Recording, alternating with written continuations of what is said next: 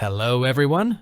It's been 17 years since the release of Spider-Man 3, and soon the release of a third solo film featuring Venom will take place. In honor of this, I decided to revisit the origins of Spider-Man and his enemies, specifically the deleted scenes from Spider-Man, Enemy, and Reflection. To my surprise, I found even more new scenes that I had never seen before, and all of them are surprisingly connected to the character of Venom. That's why I've decided to update my video based on these deleted scenes from the third installment with Tobey Maguire, focusing specifically on the Venom character. Now, we will analyze all the deleted scenes featuring Venom in Spider-Man 3. Without further ado, let's get started. There were many deleted scenes in Spider-Man 3, especially those involving the symbiote and Venom. Each of these scenes shows how dangerous the symbiote can be. The filmmakers wanted to make the symbiote feel like a real living entity. They made it aggressive and vicious in its movements, instead of looking like liquid slime or oil, like in the 1994 animated series. Here, the creature moves with the help of tentacles that stretch and pull it, like some kind of virus desperate to attach itself to any living thing. And once it attaches, it becomes incredibly difficult to remove. In one scene from the movie Spider-Man 3, this is shown in a very disturbing way. Peter Parker looks in the mirror and sees a glimpse of himself as Venom. Terrified, he tries to take off the suit, but realizes it's stuck to his skin like glue. After many minutes of struggling, he finally manages to remove it and hide it in his suitcase. But what is this infected Spider-Man? Perhaps it shows what Peter would have become if he had worn the suit for longer. In Sam Raimi's films, the symbiote is an organism that attaches itself to a host and slowly transforms it into a monster. This was also the case in the Ultimate Spider-Man comic books, where Peter, after finding his uncle's murderer, temporarily becomes Venom and almost kills the person. By the way, there was a similar transformation of the costume in The Amazing Spider-Man, where over time, Peter loses any attributes of his red suit and becomes someone completely different. This scene hints at the symbiote's intention to take over his body and transform it into something terrifying. Interestingly, the original trailer for Spider-Man 3 featured a different reflection of Venom in the mirror. His appearance in the trailer resembled his comic book look, with a large mouth darting towards the camera. Despite his difficult visibility in this scene, it is clear how terrifying he is and why Peter was so frightened. But why is the symbiote depicted differently in these two scenes? This remains unknown to this day, but it's probably due to the film team's uncertainty about how Venom should look. I have a theory that the reflection of Venom in the trailer for Comic-Con was an animatronic created specifically for the film. We'll return to that later. The idea of a symbiote attaching and transforming its host is even more terrifying in a scene from an alternate version of Spider-Man 3, where it transforms its host, making it even more frightening. When Peter opens the suitcase to put on the black suit again, the suit can be seen slightly moving, as if breathing. This adds a new layer of horror to the image of the symbiote from Sam Raimi's film. Based on what happened to Eddie Brock, it can be assumed that the symbiote will eventually consume Peter's body, leaving only a distorted skeleton. The only reason Spider-Man has been able to resist the symbiote's attempts to reattach is because of his superhuman strength. However, even in the deleted scene where the symbiote tried to regain control, Peter had a hard time holding it back. This is a testament to his superhuman abilities. After Peter removes the symbiote suit, it infects Eddie Brock in the final version of the film. However, in this deleted scene, Eddie appears more animalistic. His rage is evident through the screen, reaching its peak, amplified by the symbiote's presence. Eddie seems feral, with parts of his skin and the symbiote leaking through his mouth in the form of foam.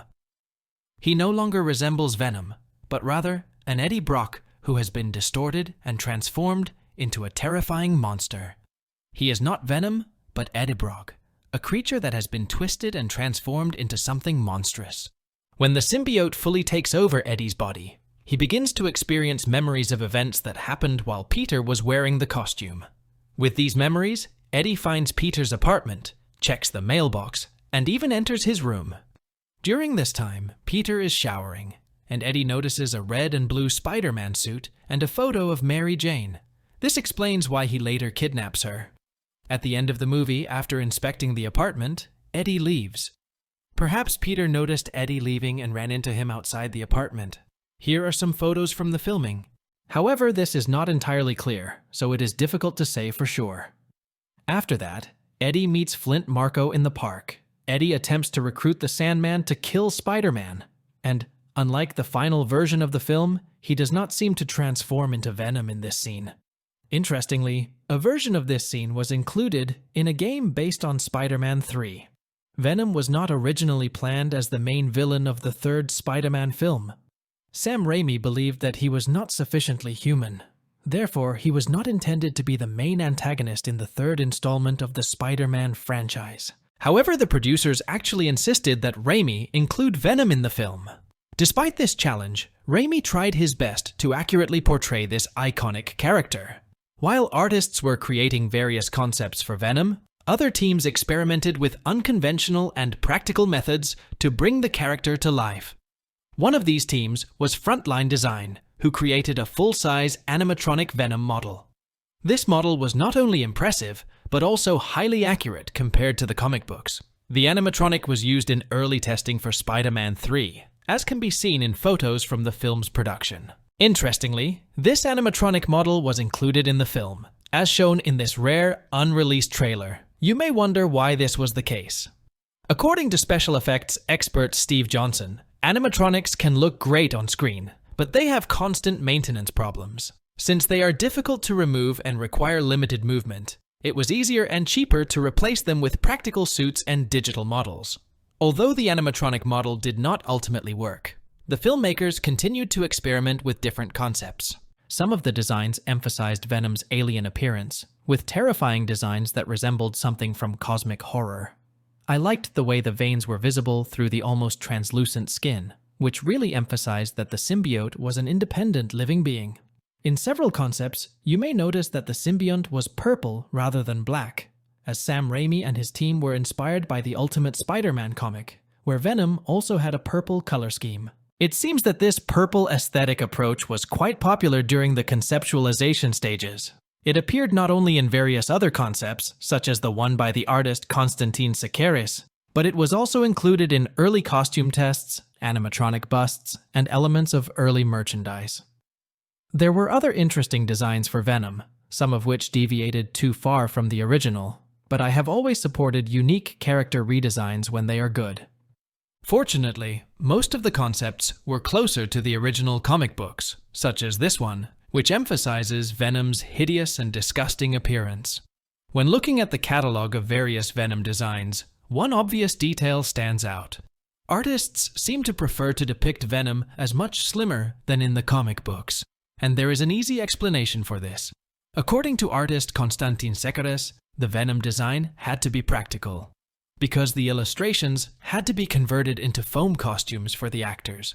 It was essential that the costume wasn't too restrictive. The Venom design was intended to be practical, since the illustrations had to become foam costumes for actors, and it was crucial that the costume not be too constricting. The larger the Venom suit, the less freedom of movement the wearer had. Sam wanted to see Eddie Brock in the suit.